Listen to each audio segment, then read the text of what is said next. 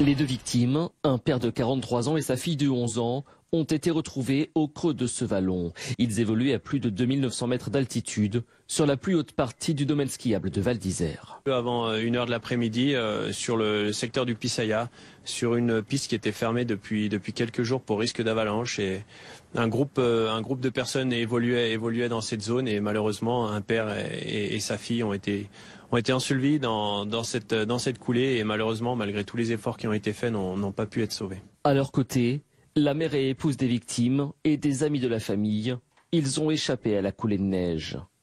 Voici sur ces images webcam la piste où ils se trouvaient.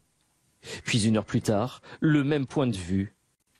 On y distingue bien l'avalanche, une coulée de neige probablement liée aux conditions climatiques. Ces derniers jours, on a eu des chutes de neige, un petit peu de pluie en bas. En haut, ces précipitations sont tombées que en neige froide, donc des cumuls un petit peu plus importants.